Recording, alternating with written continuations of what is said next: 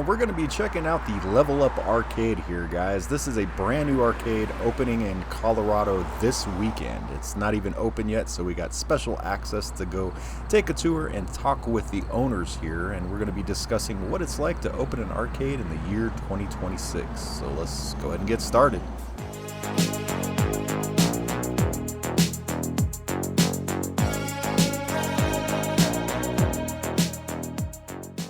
Ivan Rodriguez. I'm the owner operator here at Level Up Arcade in Fountain. This is my good friend Amanda. What made you want to basically start an arcade? Like I said, just been a huge fan of arcades since I was a kid. Some of my fondest memories as a kid growing up as a teenager was always going down to the local pizza spot, playing the arcade games there. I was born and raised in New York City.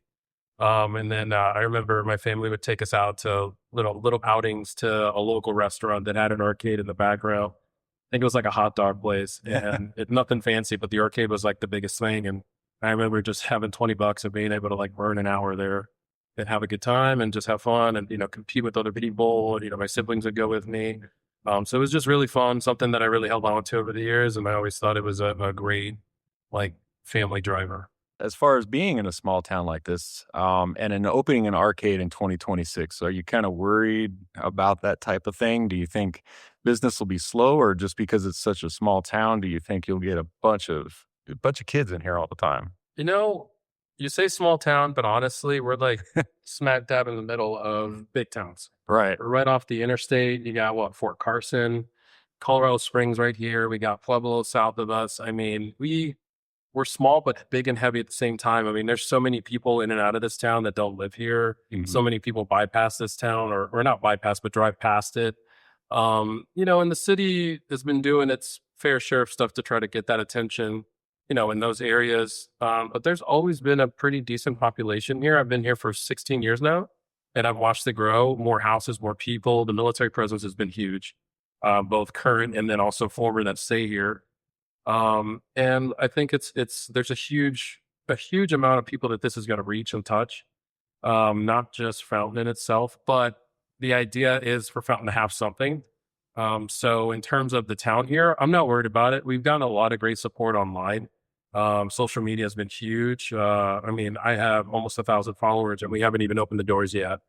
I've had people show up on the windows looking through them out. The news found this and I never reached out to them. I think word's just getting out. And, I guess that's the benefit of a smaller town, if you will. People talk more, but the outreach is just, it's more than just Fountain. It's not contained Fountain.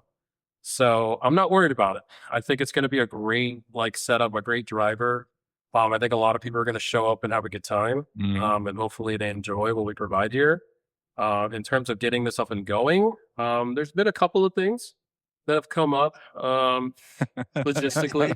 Yeah, everything from, trying to get people out here to work on stuff to getting equipment here to governmental red tape, if you will, dealing with permits and things like that. Oh, yeah. And I will say that even though the town is not small, the city acts small.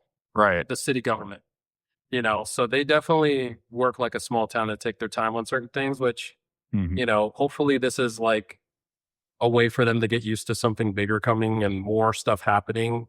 Give them good practice, I guess, to get there. Right. Hopefully they start making some changes. And there have been some talks about other businesses trying to get that going too.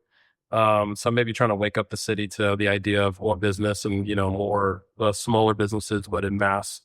Mhm. But other than that, I mean, it's been a little bit of a trial, but not impossible. And I think, the finished product is definitely where I envisioned it to be. A couple areas are more or better than what I thought it would be.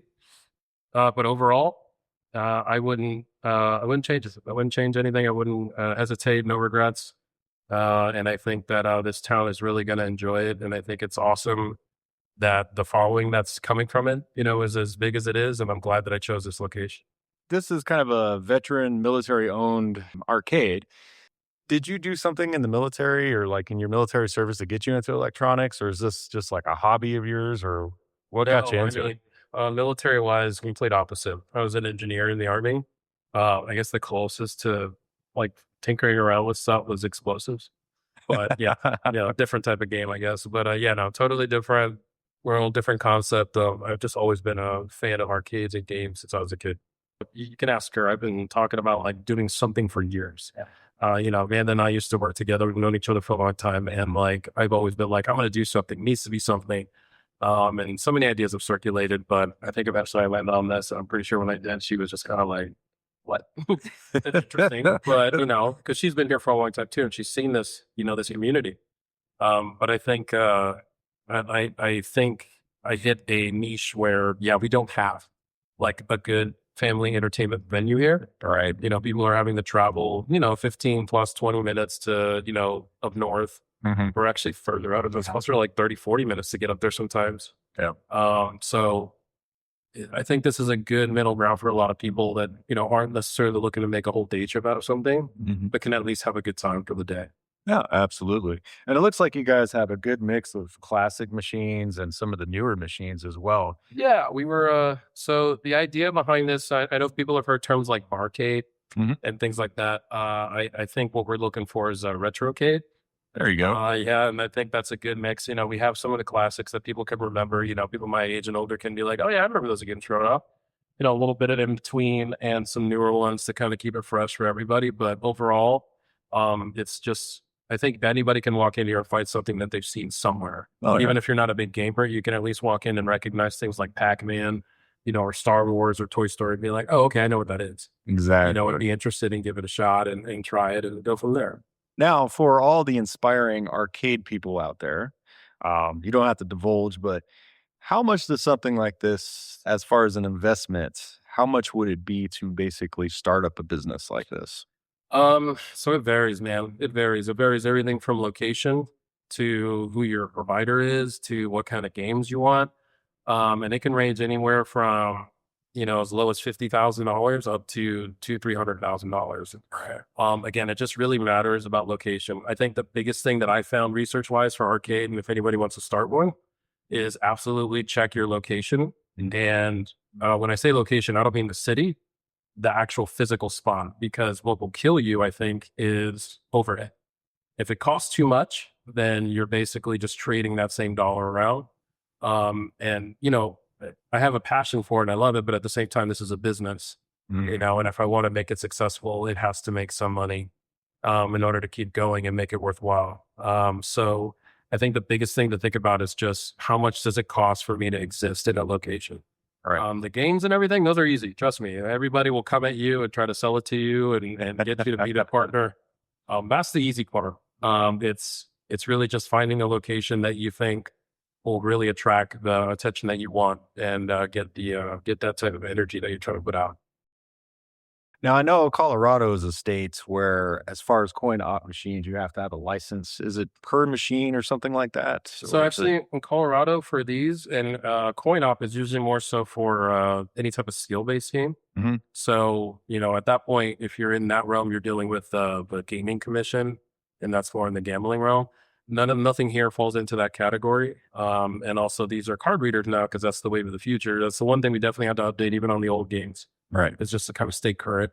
But in terms of coin operation, yeah, none of these fall into those categories. So no dealing with that with the state of Colorado. These are all cleared behind that. And the good thing is you have distributors in the area. For instance, I use Mile High Arcade out of Denver, that are a great source for information and for questions like that. That'll help you make sure you don't stray into territory that you don't want to be into.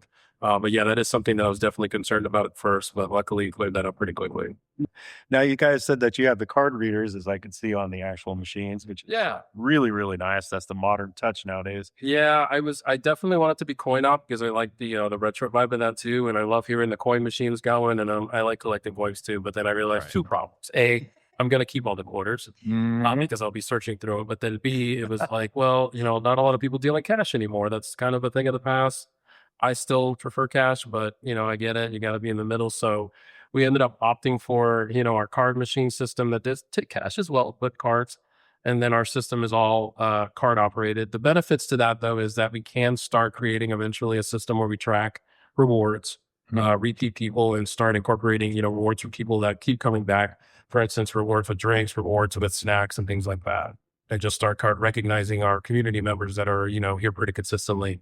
right? Instead of just treating it as like a turning door and just saying, hey, we want to build this relationship for people too. Now let the folks know exactly where your location is. So we're down, obviously, in the city of Fountain, down at 717 Dale Street. We're right here, smack dab, right in the middle of Fountain, if you will. Our closest, biggest markers is going to be the fire station and the middle school. We're right here in the Red Top Strip Mall, only one you're going to see on this strip here. But yeah, we're right here, ready to go, and right off of Santa Fe. You can't miss us. We got a lot of lights and a lot of hopefully people will be out here in the next couple of days to kind of get your attention. And if things fail, maybe have a sign spinner or something up there in a raccoon suit trying to get your attention. But I very usually do it.